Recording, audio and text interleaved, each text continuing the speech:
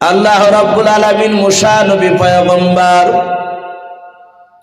আলাইহিস সালামকে ডাক দিয়ে বলেন, ওরে মুসা, শুনে নাও, ওই আমার জ্ঞানীগুণী বান্দা দুনিয়ার বুকে এখনো জিন্দা রয়েছে। ওই জ্ঞানীগুণী মানুষটার সাথে তোমার যদি সাক্ষাৎ করতে হয়, ওরে মুসা, তুমি নদীর ধারে চলে যাও। বলে মুসা নবী বলেন, আল্লাহ নদীর ধারে গিয়ে কি করবো বলেন?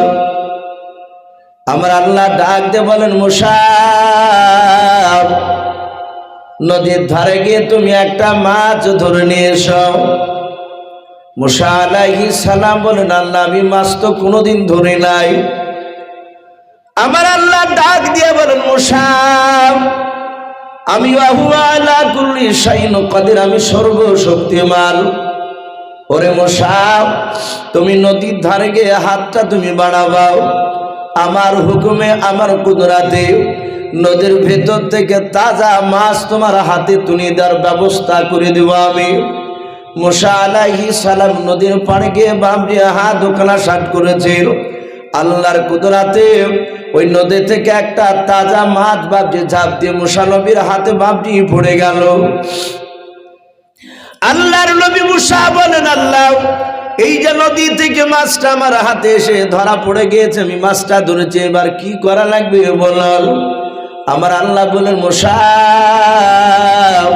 ওই মাছটা বাড়িতে নিয়ে গিয়ে তুমি মাছটার আঁশগুলোকে তুমি ছাড়িয়ে নাও। ছাড়িয়ে নেওয়ার পর পানি দিয়ে ভালো করে তুমি ধৌত করে নাও। মাছটার নাড়ি ভরে বের করে ধৌত করার পর, ওরে মুসা, তোমার আগুনে বাড়িতে তুমি মাছটাকে ভাজা করে নাও। মুসা নবী পয়গম্বর আলাইহিস সালাম তাই করলেন। বাবা, মাছটা ভাজা করার পর মুসা নবী ডাক দিয়ে আবার আল্লাহকে বলেন, আল্লাহ, মাছটা ভাজা হয়ে গেছে, এখন কি করা লাগবে বলেন। আমার আল্লাহ ডাক দিয়ে বলেন, মুসা, মাছটা ভাজা করার পরে একটা ব্যাগের ভিতর ভাজা মাছটা তুমি ভরে নাও। ওরে আমার মুসা, তোমার সবচেয়ে জানের বন্ধু, সবচেয়ে তোমার প্রিয় বন্ধু যে ব্যক্তি, সেই ব্যক্তিকে তুমি ডেকে নিয়ে এসো। মুসা নবী পয়গম্বর আলাইহিস সালাম বলেন, আল্লাহ, এই দুনিয়ার বুকে সবচেয়ে মিশরের মধ্যে আমার সবচেয়ে জানের বন্ধু, তার নাম হচ্ছে ইউশা বিন নূন। আল্লাহ বলেন, মুসা, আমি ওটাও জানি, এ গোটা এই মিশরের মধ্যে সবচেয়ে তোমার যে জানের বন্ধু তার নাম হচ্ছে ইউশা বিন নূন। হে মুসা, ওই ইউশা বিন নূনকে ডাকো। বলে, আল্লাহ ডেকে কি করবো? বলে, ডেকে তোমার ভাজা মাছের ব্যাগটা ওর হাতে দাও। বলে, এই মুসা, এই মাছের ব্যাগ তোমার বন্ধু তোমার সাথে হাতে হেঁটে যাবে, তুমিও হাঁটবা। বলে, আল্লাহ কেমনে দিয়ে হাঁটবো একটু বলুন। বলে, তোমরা হাঁটবা নদীর ধার দিয়ে। বলুন আলহামদুলিল্লাহ। আল্লাহ সব বলে দিচ্ছে। বলে, এই মুসা, নদীর ধার দিয়ে হাঁটতেই শুরু করবা, হেঁটে চলে যাবা। বলে, আল্লাহ আপনি বলুন, আমার গন্তব্যস্থল কদ্দূরে গিয়ে দাঁড়াবে সেই ঠিকানাটা একটু আপনি দেন। আর ওই যে জ্ঞানীগুণী মানুষটার সাথে আমার সাক্ষাৎ করার প্রয়োজন আমি আপনাকে বলেছি, হে মাওলা, ওই লোকটার সাথে কোথায় কেরা দেখা হবে? আমার আল্লাহ বলেন, মুসা, তোমার এই ভাজা করা মাছ, আমরা জানি যে ভাজলে সে মাছটা কোনদিন তাজা থাকতে পারে না।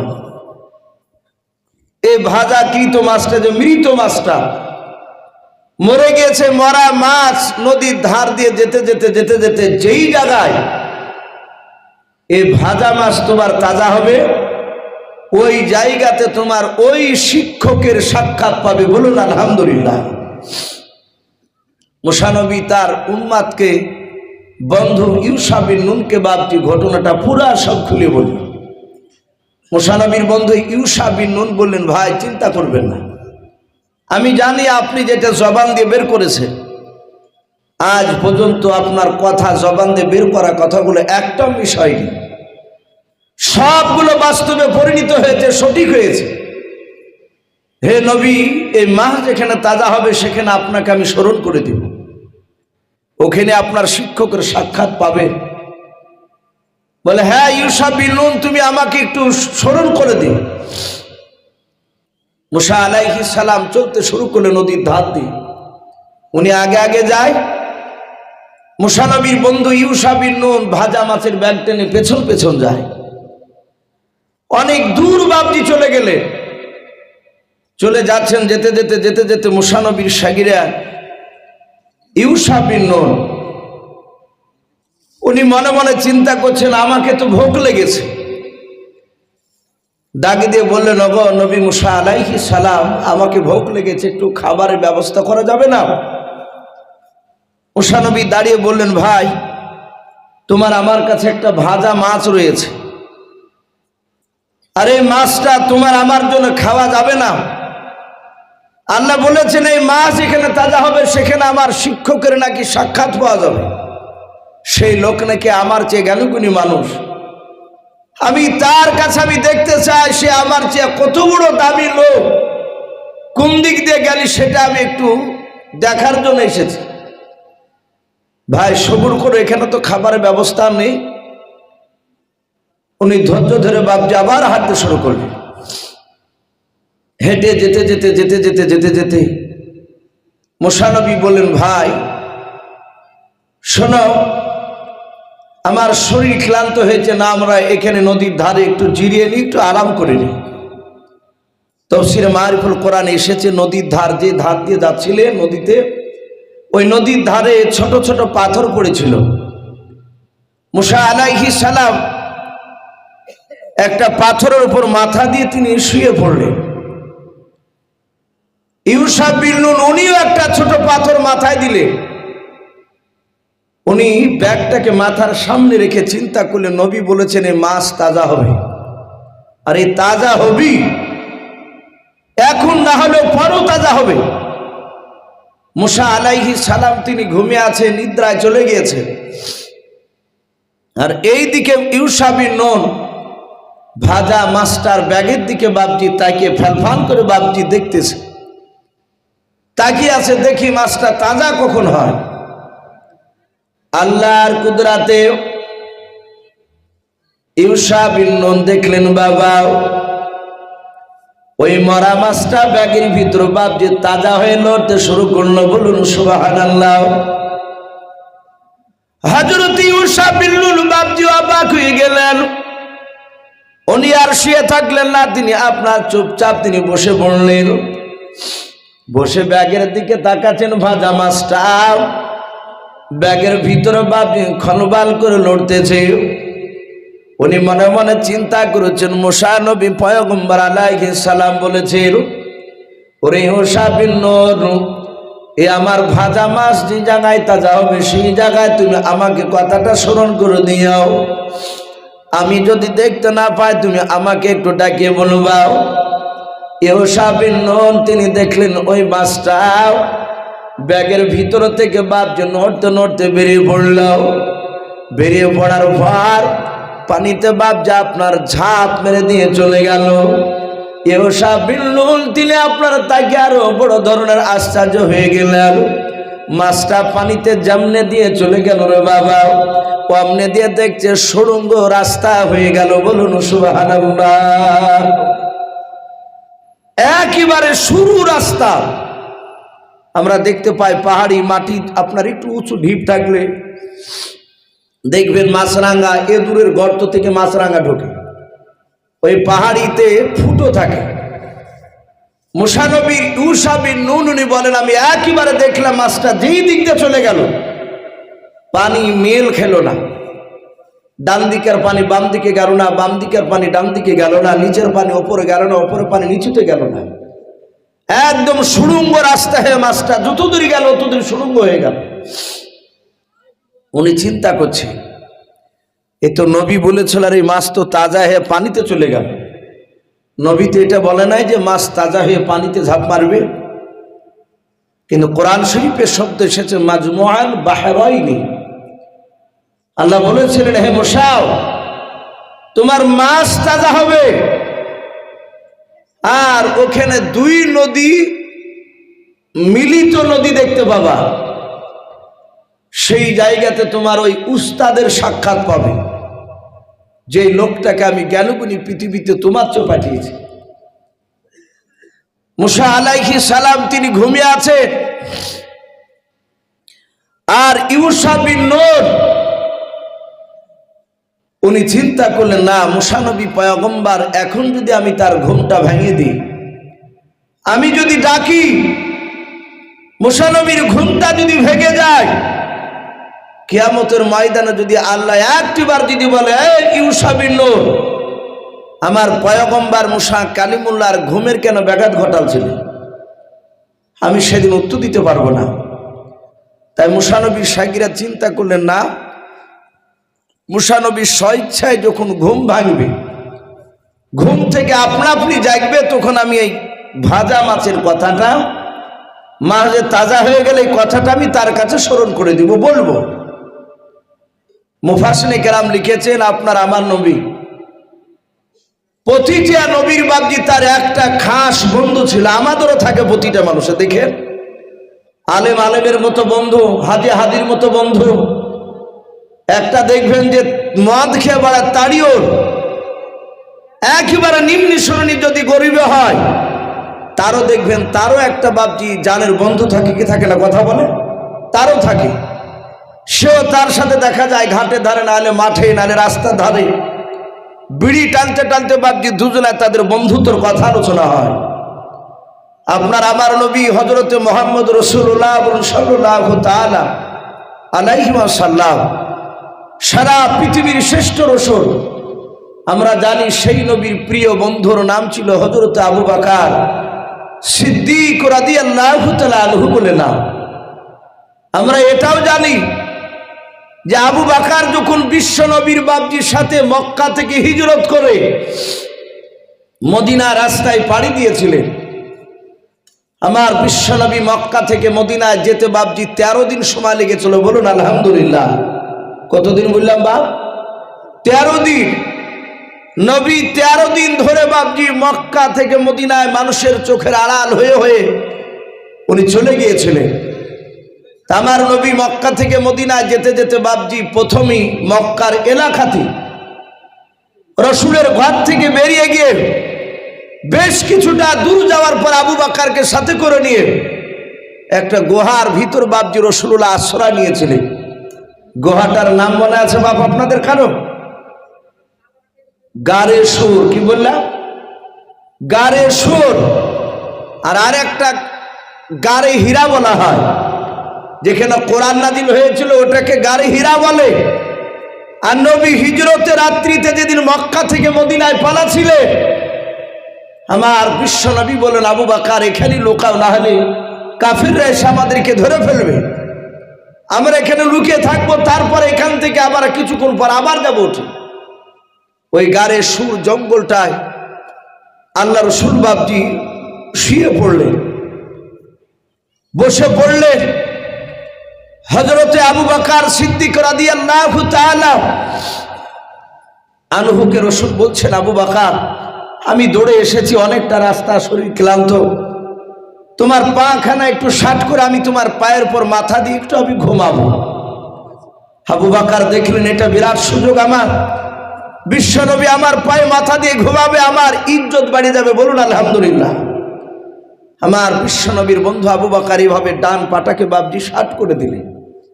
রাসূলুল্লাহ আবু বকরের ডান পায়ের এই উরু, এটাকে আমরা জান বলি, এই জাঙ্গের ওপরে বাপজি বিশ্বনবী আমার মাথা দিয়ে শুয়ে পড়লে আবু বকর রাসূলের চেহারার দিকে তাকানোর পর গুহার চারিদিকে তাকাচ্ছে। তাকে দেখলেন আবু বকর ওই গুহাটায়, দেখবেন গুহাটায় দেখলে এক নাই দুই নাই প্রায় 14টা বাপজি ছিদ্র ফুটো আছে। আবু বকর চিন্তা করলেন, হয়তো গুহার ভিতর আমি দেখেছি ভিতরটা নোংরা ছিল, আমি পরিষ্কার করে দিয়েছি, এর ভিতরে সাপ বিচ্ছু নেই, কিন্তু গুহার বাইরে যদি কোনো সাপ বিচ্ছু থাকে সেটা যদি এই ভিতরে চলে আসে, আমার রাসূলকে যদি কামড়িয়ে দেয়। আবু বকর সিদ্দিক রাদিয়াল্লাহু তাআলা আনহু কেতাবে লিখেছে, উনি মাথাতে একটা রুমাল ছিল, ওই রুমালটা ছিঁড়ে ছিঁড়ে ছিঁড়ে ছিঁড়ে বাপজি ওই ফুটোগুলোকে বাপজি বন্ধ করছেন, বাহিরকে আর পোকামাকড় যেন প্রবেশ করতে না পারে। ছিঁড়ে দিয়ে বন্ধ করতে করতে বাপজি একটা ফুটো আর বন্ধ করতে পারলো না। ওই ফুটোটা বাপজি চিন্তা করলেন এখানে তো কাপড় নেই। উনি ওনার বাম পাটা ওই ফুটোটাতে বাপজি আঙুল ভরে দিয়ে, বাম পায়ে বুড়ো আঙুল ভরে দিয়ে চুপচাপ চাপ দিয়েছে। রাসূলুল্লাহ ডান পায়ে মাথা দিয়ে আছে। কেতাবে বাপজি ঘটনাটা এসেছে। আমরা সকলেই জানি যে ওই গুহার ভিতরে বাপজি একটা সাপ ছিল কি ছিল না, কথা বলে শুনেছেন তো আপনারা। কিন্তু ওই গুহার ভিতরে ওই সময়তে সাপটা ছিল না। কেতাবে লিখেছে সাপটা একটু বাইরে চড়াই করতে গিয়েছিল। কোন মুফাসসিরে কেরাম ওই সাপটার ব্যাপারে বলেছে, আমি যেই মুসা নবীর কথা আলোচনা করছিলাম আপনাদের সামনে এক্ষুনি যে শুরু করেছি, এই মুসা আলাইহিস সালাম তিনি মক্কা নগরে এক নয় দুই নয় প্রায় 10 থেকে 12টা তার শাগিরাত, তার ভক্ত, তার সাহাবা দেরকে নিয়ে বাপজি ওই মক্কা নগরে ওই গারে সুরো এলাকা দিয়ে রাস্তা দিয়ে তিনি যাচ্ছিলেন। সে মুসা নবী জামানায় আল্লাহর নবী মুসা আলাইহিস সালাম তিনি যাচ্ছেন আর ঘুরে ঘুরে ওই জঙ্গলের দিকে তাকাচ্ছে যে এই গুহাটা গারে সুর বলা হয়েছে। আল্লাহর নবী মুসা আলাইহিস সালামের বাবা কয়েকটা বন্ধুর মধ্যে থেকে একটা শাগিরাত বন্ধু ওই মক্কা নগরে গুহার পা দিয়ে যেতে যেতে উনি লক্ষ্য করে দেখলেন বারবার ওই জঙ্গলটার দিকে ঘুরে ঘুরে তাকাচ্ছেন। মুসা নবীকে ডাক দিয়ে বলেন, নবী গো, আমি অনেকক্ষণ ধরে মক্কা নগরে যখন আপনি যাচ্ছিলেন আমি ফলো করে দেখলাম আপনি সামনের দিকে পা ফেলছেন আর পেছন দিকে ঘুরে ঘুরে কেন আপনি জঙ্গলের দিকে তাকাচ্ছেন বলেন। মুসা নবী পয়গম্বর আলাইহিস সালাম ডাক দিয়ে বলেন, ভাই আমি জঙ্গলের দিকে ঘুরে ঘুরে কেন তাকাচ্ছি তুমি জানো না? বলে নাও। ওরে আমার ভাই শুনে নাও, এই জঙ্গলের ভিতরে একটা গুহা রয়েছে।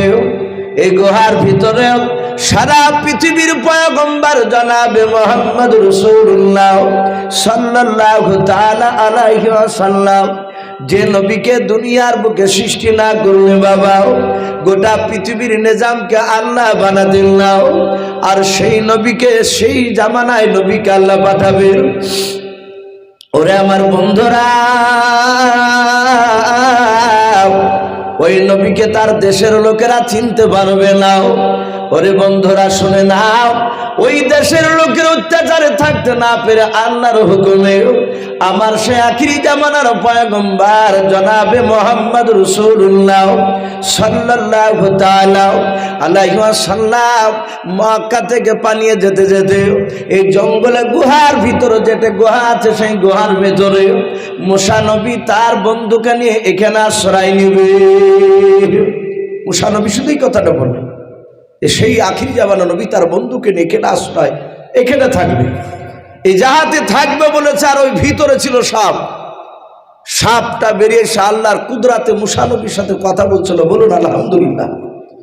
ডাকে দিয়ে বলে, এই মুসা নবী, এখানে আমি থাকি আর আমার ঘরে আবার কাকে নিচে ঢোকাচ্ছ?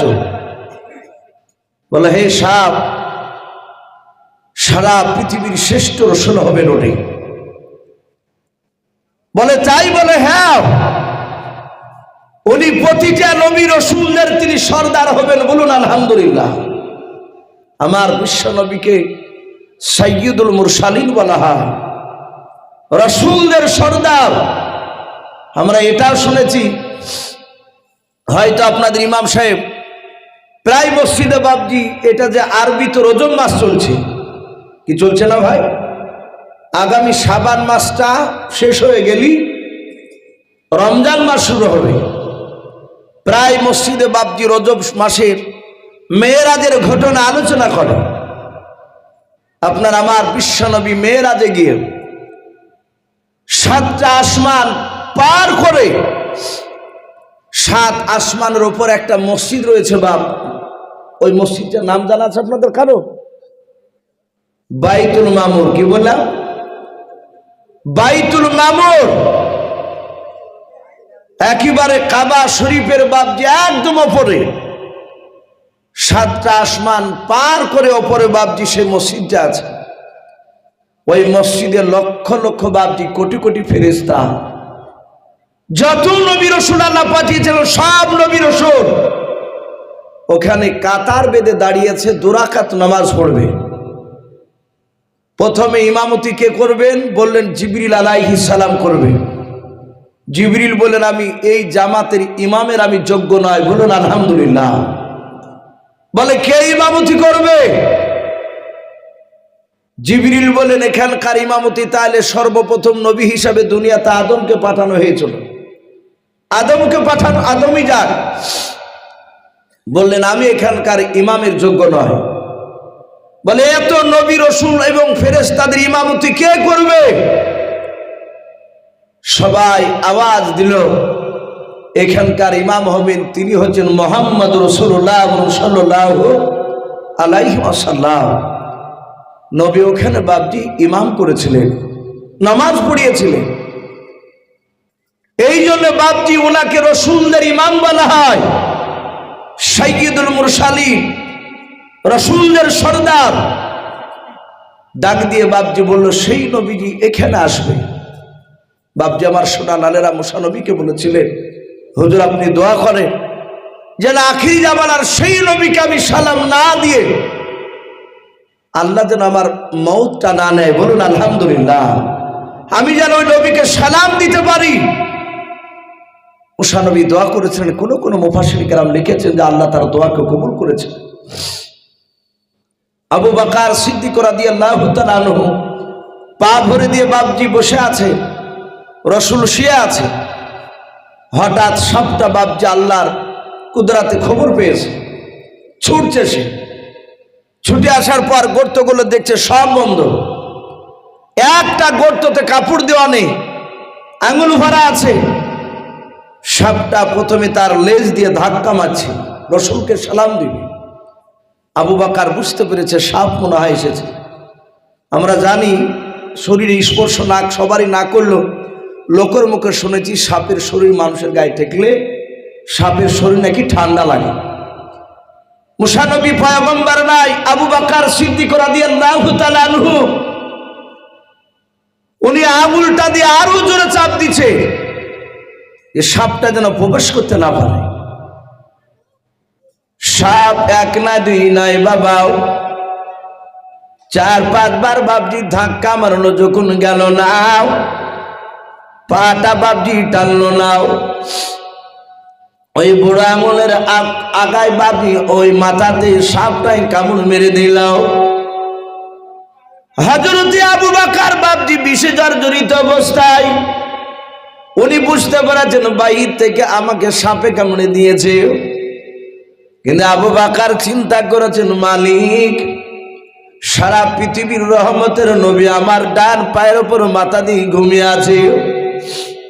মুসা নবী পয়গম্বরের ঘটনাও আবু বকর সিদ্দিক রাদিয়াল্লাহু তাআলা আনহুর বাপজি মনে পড়ে গেল তার বন্ধুর কথাও। ওই যে মুসা নবী ঘুমিয়ে আছে, মাছটা তাজা হয়ে পানিতে চলে গেল। মুসা নবীর শায়গরা তখনও বাপজি ডাকেন নাই। হযরতে আবু বকর তিনি এই ঘটনা বাপজি শুনেছিলেন আমার বিশ্ব নবীর মুখ থেকে। বাবাও আল্লাহর নবী জনাবে মুহাম্মদ রাসূলুল্লাহ সাল্লাল্লাহু তাআলা আলাইহি ওয়াসাল্লামের বন্ধু আবু বকর উনি মনে মনে চিন্তা করেছেন মাওলা তোমার নবী মুসা নবীর বন্ধু ইউসা বিন নুন যদি তার ঘুমটা যদি না ব্যাঘাত ঘটায়, আমি সেই নবীর বন্ধু আবু বকর আমিও বিশ্ব নবীর ঘুমের ব্যাঘাত ঘটাবো না। আবু বকর চিন্তা করলেন মাওলা জীবন দিতে রাজি আছে কিন্তু বিশ্ব নবীর ঘুমের ব্যাঘাত ঘটাবো না। বলুন সুবহানাল্লাহ। আবু বকর বিষে জর্জরিত, তার ধৈর্য ধরে থাকতে পারেন না। আবু বকর দাঁড়িয়ে আছেন না বসে আছে, পাখানা বাম পাটা দিয়ে বাপজি চেপে ধরে আছে। আবু বকরের 2 চোখের কোনা দিয়ে বাপজি ঠোপে ঠোপে পানি গড়ে গিয়ে গাল বয়ে বাপজি থুতনি দিয়ে দাঁড়িয়ে আগা দিয়ে বাবা আমার বিশ্ব নবীজির বাপজি পবিত্র গালে গিয়ে 1 ফোঁটা বাপজি পানি পড়ে গেল। আমার নবীজি চোখটা খুলে দেখলেন, বিশ্ব নবী বললেন আবু বকর আমার মনে হয় তোমার বিবি রুম্মানের জন্য মনটা খারাপ করে বুঝি। এই আবু বকর তোমার কি কলিজার টুকরা বিটি হযরত আয়েশা হযরত আসমার কথা তোমার কি মনে পড়ে বলো? আবু বকর কাঁদে আর বলে নবীর সুন্নাহ নাও। বলে আবু বকর তুমি আমার দিকে চেয়ে চেয়ে কেন কান্না করেছো বলো? তোমার চোখের পানি কেন আমার চেহারাতে পড়লো বলো? আবু বকর কেন তুমি কান্না করেছো বলো? আবু বকর বলেন ইয়া রাসূলুল্লাহ ইয়া হাবিবাল্লাহ ফিদাকা বি ওয়া উম্মি, নবী আপনার পদতলে আমার পিতামাতা বিসর্জন হয়ে যান। ও নবীজি শুনে নেন, আমি আমার বিবির জন্য কাঁদি নাই, আমার বিটি আয়েশা আসমার জন্য আমি কাঁদি নাই। আল্লাহর নবী বলেন আবু বকর কেন তুমি কাঁদো বলো? আবু বকর বলছেন হুজুর আমি আমার বিবির জন্য কাঁদি নাই, সাপে আমাকে কামড়ে দিয়েছে। আল্লাহর নবী তাকে বলেন আবু বকর গুহার ভিতরে তো সাপ দেখতে পাওয়া যায় না। আবু বকর বলে নবী গো আমার ওই বাপ পায়ের বুড়ো আঙুলের কামড়ে দিয়েছে, সাপটা মাইরা আছে। নবী আমি পাটা টেনে নিলে সাপটা প্রবেশ করে আপনাকে হয়তো কামড়ে দিতে পারে। আল্লাহর নবী বলেন আবু বকর আর তুমি কান্না করো না, পাটা টেনে নাও। আবু বকর যাতে পাটা টানলেন, সাপ আল্লাহর নবীর সাথে বাদ সালাম বিনিময় করে